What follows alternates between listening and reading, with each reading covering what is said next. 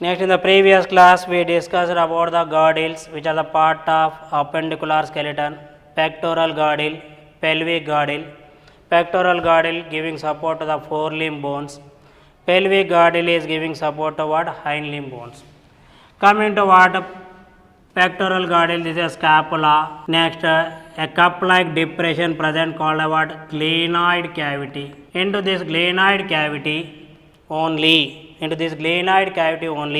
head of humerus fits.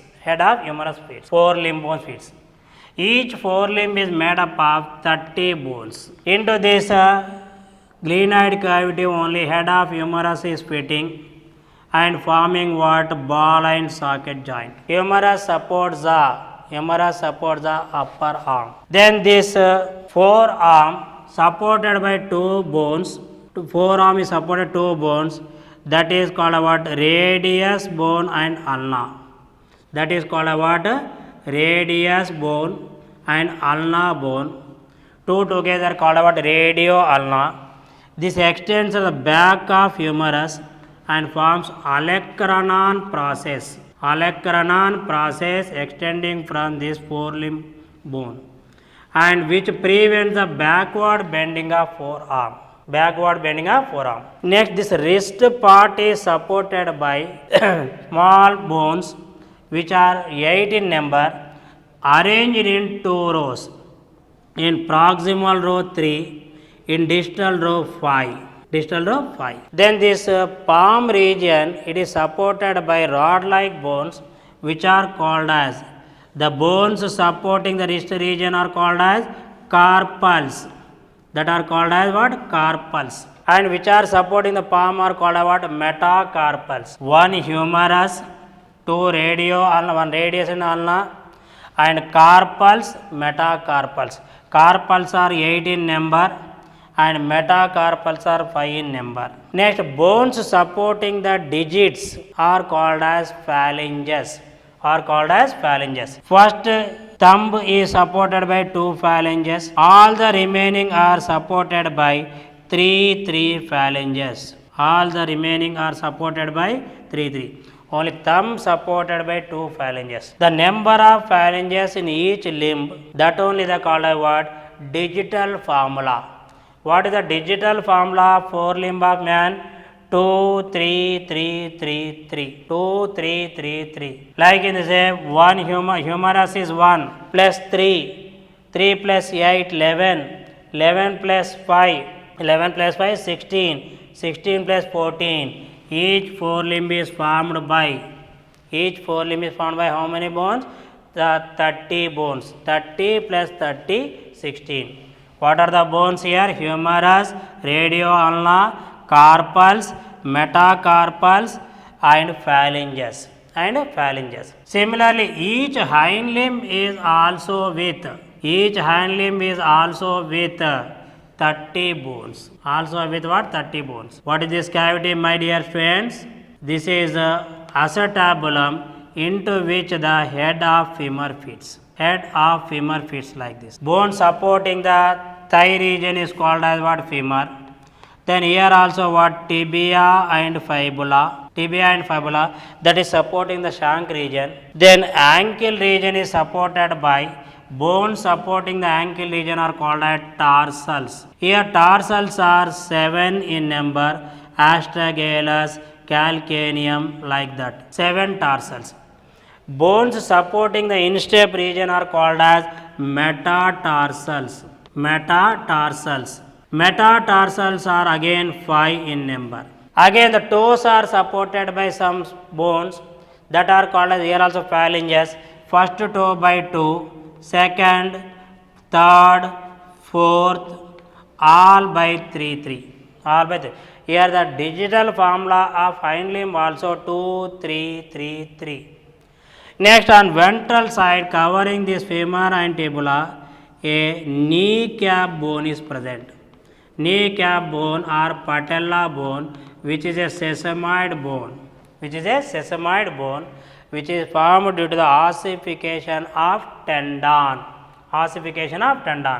Like in this way, each forelimb is formed by 30 bones, Hind limb also formed by 30 bones. Hind limb also formed by 30 bones. 30 plus 30, 60. 60 plus 60, 120. 60 plus 60, 120. And 2 plus 2 pectoral girdle, 124. Coxal bone, 1 plus 1, total 126 bones forms the appendicular skeleton. Appendicular skeleton, my dear friends. Then coming to here, the bones are articulated with one another, which makes the movements possible. Which makes the movement possible. Coming to the joints, study of joints is called as what? Arthrology. Kinesiology is the study of movements in the joints. Study of joints is called as what? Arthrology.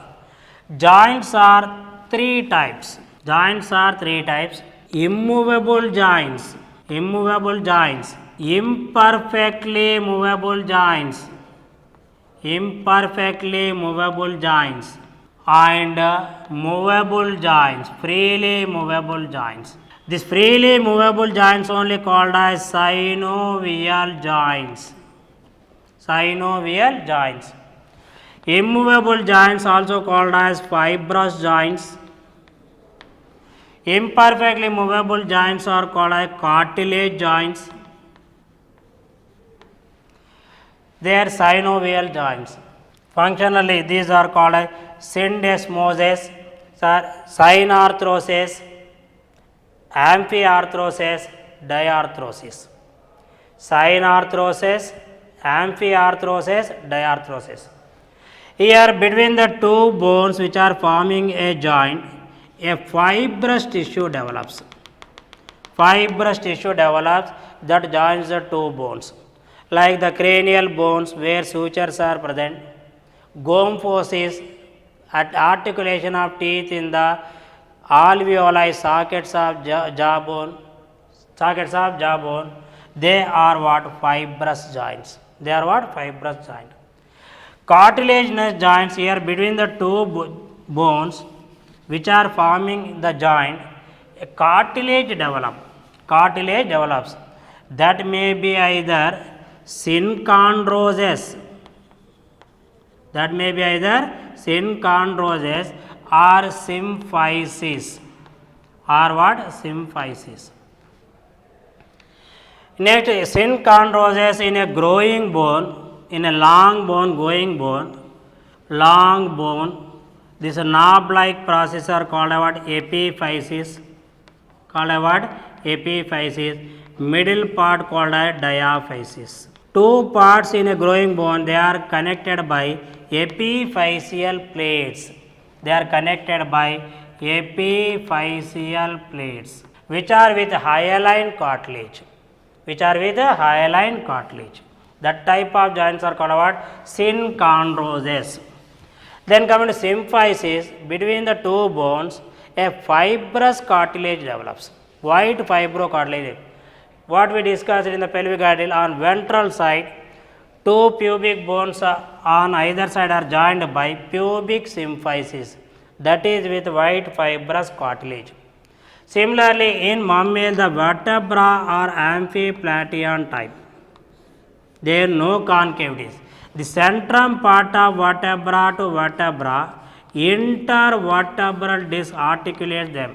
Intervertebral disc. This intervertebral disc also develops also with what? White fibrous cartilage. In case of mammals, as the vertebra are amphiplatean, here postzygopophysis, pre-zygote. Here one articulation, here centrum parts are joined by what? Which type of joint? Cartilage joint, symphysis. Between the zygopophysis, what is the type of joint present? Synovial joint present, gliding joint present. Gliding joint present. Like in this way, sutures, gomphosis, syndesmosis are fibrous joints. Synchondrosis and symphysis are cartilage joints. Coming to the synovial joint, in this type of joint, the two bones which are forming this type of joint, they are widely separated. They are joined with one another by means of a synovial capsule or joint capsule, which is of two layered, outer layer and inner layer. Inner is the synovial membrane that only secretes the synovial fluid, and in the outer layer, which is with the dense regular connective tissue, ligaments are present. Ligaments are also present. Here these ligaments keep the two bones together. Two bones are separated by white space called synovial cavity filled with synovial fluid, which acts as a lubricant. Outer two layered, outer layer, inner layer. Then the endings of these bones, which are forming a synovial joint, they are with hyaline tips. Where it is called as articulate cartilage.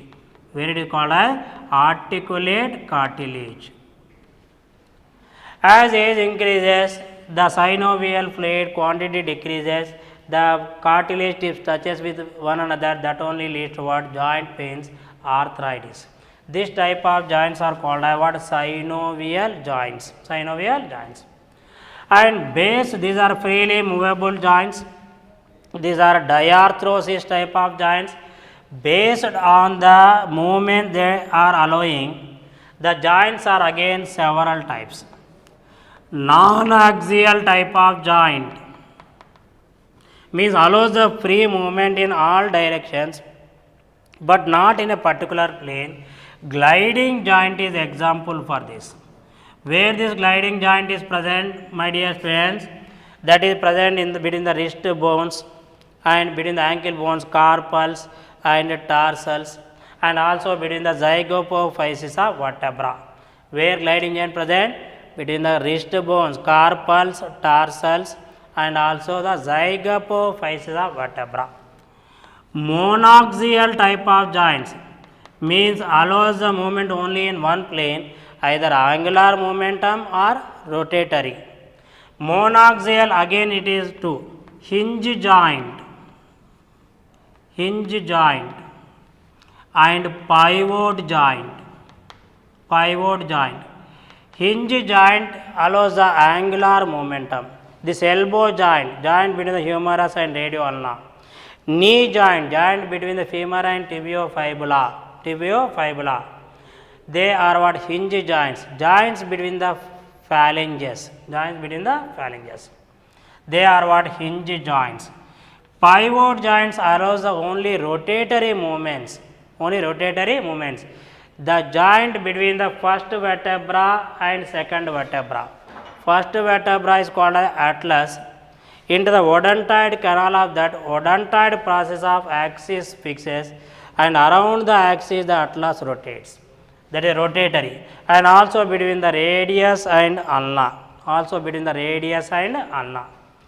Then biaxial joint means allows both angular rotation and rotatory movements. Like saddle joint, which is present only in the mammals belonging to order Primata, man, monkeys, chimpanzees, between the carpal and metacarpal of thumb region, where angular movement, rotatory movement allowed. This type of joint is called as what? Saddle joint. And condyloid joint, which is also called as ellipsoid joint. Present between the occipital condyles of the skull and the atlas. This is condyloid. Then multi-axial joint. This shoulder joint. Example for ball and socket joint. Shoulder joint, where the head of the humerus is fitting into the glenoid cavity, into the acetabulum, head of the femur is fitting, that is ball and socket. It allows the movements in many planes. Like in the way joints, bone to bone connection are broadly divided into what? Immovable joints, imperfectly movable joints, perfectly movable joints. which are immovable joints, sutures, gomphosis, syndesmosis, that is a joint between the tibia and fibula, where the fibrous tissue joins the two bones. Cartilage joints, they are imperfectly movable joints where between the two bones cartilage develops, cartilage joins them. Synchondroses and symphysis are the cartilage joints are imperfectly movable. Perfectly movable joints are synovial joints. A free movements are allowed. Two bones are joined by synovial capsule, and the synovial cavity is filled with synovial fluid which acts as a lubricant, and the bones are tips are with what hyaline cartilage, already studied. Synovial joints are again several types. Here ball and socket joint, shoulder joint and hip joint, gliding joint, pivot joint, condyloid joint, saddle joint, several types of joints we studied. Then coming to what disorders of muscular system, musculoskeletal system. What is the first disorder? Myasthenia gravis. Myasthenia gravis, it is a muscular disorder. It is an autoimmune disorder. It is an autoimmune disorder. Here, what is autoimmune disorder? Sometimes our immune system, our immune cells fails to distinguish between self cell and foreign cell. They recognize the self cell as foreign cell and produces antibodies against that. Similarly, the self antibodies which are produced at a neuromuscular junction blocks the acetylcholine receptors present on sarcolemma. As a result, no depolarization of sarcolemma occurs, no muscle contraction occurs, that only called as myasthenia gravis. It is an autoimmune disorder. It is an autoimmune disorder. And second musculoskeletal disorder is muscular dystrophy. Muscular dystrophy. Dystrophy means what? Atrophy means what? Degeneration of muscle. Non-functioning of muscle is called what? Muscular dystrophy. A kind of muscular dystrophy called what? DMD. Duchenne muscular dystrophy. It is a genetic disorder. It is a X-linked recessive disorder. It is because of recessive mutation in a gene present on X chromosome, which codes for a protein dystrophin, which codes for a protein called what? Dystrophin. Then coming to next disorder. Then coming to what? Next disorder, it is called what? Tetany. This is because of low calcium levels in the blood. Low calcium levels in the blood. It is mainly because of an hormone deficiency, we can say. What are the two hormones that regulate the calcium levels in the blood? One is parathormone. One is parathormone secreted by parathyroid glands. Another is thyrocalcitonin. Thyrocalcitonin secreted by parafollicular cells of thyroid gland.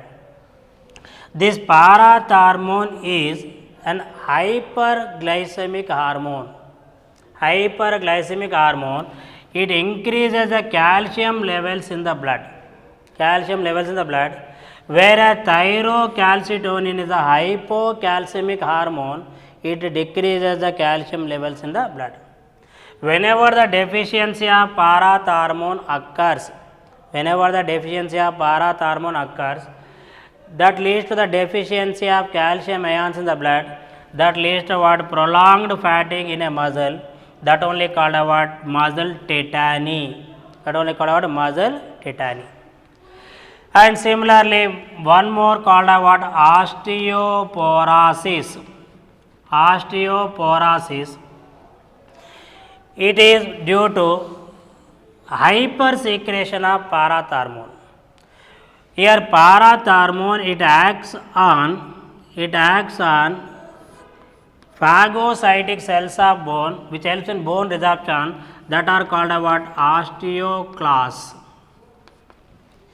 Whenever parathormone is secreted, parathormone enhances the activity of osteoclast cells that leads to bone resorption and more calcium ions are released.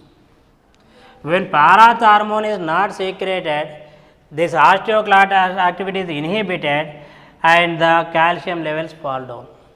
That leads to what? Tetany. When more parathormone is secreted, as bones are subjected to more resorption and more bones are subject to demineralization, calcium is released into blood, bones becomes porous. That condition only called osteoporosis. Osteoporosis, it is very common in the woman who entered into menopause stage. Then coming to next disorder is gout. Next disorder is what? Gout. Gout, accumulation of uric acid. Accumulation of uric acid in the joints is called as what? Gout disease. Accumulation of uric acid in the joints leads to what? Gout disease. Then coming to arthritis, very simple. Arthritis means what? Joint pains. As age increases, what happens? The levels of synovial fluid decreases. Then the cartilage tips of two bones touches with one another. That leads to pain, joint pain. That only called what? Arthritis. These are the some of the disorders associated with musculoskeletal system. Very important to remember myasthenia gravis. That is an autoimmune disorder. Here self antibodies that are produced blocks the acetylcholine receptors present on the sarcolemma. As a result, depolarization does not occur in the sarcolemma, muscle contraction does not appear. Then muscular dystrophy, DMD, Duchenne muscular dystrophy. It is a X-linked recessive trait because of recessive mutations that are occurring that takes place in the gene present on X chromosome. Tetany is due to what? Low calcium levels, that muscles remains in prolonged fatigue stage, that only called what? Tetany. That may be because of vitamin D deficiency, or that may be because of what? Hyposecretion of parathormone. Excessive secretion of this parathormone, hypersecretion of parathormone enhances the osteoclast activity of the bones. That leads to the what? Bone resorption, bone demineralization. That leads to what? Osteoporosis. This is also common in the woman who entered into a stage of menopause. Then accumulation of uric acid in the joints is called as gout. It is called what? Gout disease. Accumulation of uric acid. From where this uric acid comes in the human beings? It is a metabolite product of purine metabolism. This uric acid is eliminated to outside along with the urine. But if the elimination of uric acid along with the urine does not occur, if it accumulates in the joints, that leads to what? Gout. Next, arthritis, joint pains. This is very common along with the age. Bee poison, that is honeybee poison, is used in the treatment of this arthritis. Okay, students, thank you. With this, we finish the chapter locomotion and movements, muscular system and the skeletal system. We discuss the leverine system also, first class lever, second class lever, third class lever mechanism. That only makes the movements possible. And we discussed how the skeletal muscle contracts And we completed the skeletal system. Total how many bones are present? Here one more important point to remember is number of muscles in human beings is always constant, approximately, that is 639. 639. The number of muscle cells does not increases as our body grows in size. Along with that, muscles elongates in size. Your muscle size increases but not number. That is called as auxetic growth. That is called as what? Auxetic growth. Auxetic growth. And we discuss some disorders which are common type of disorders that are associated with musculoskeletal, like myasthenia gravis, osteoporosis, tetany, Duchenne muscular dystrophy, gout, etc., etc. Thank you, students.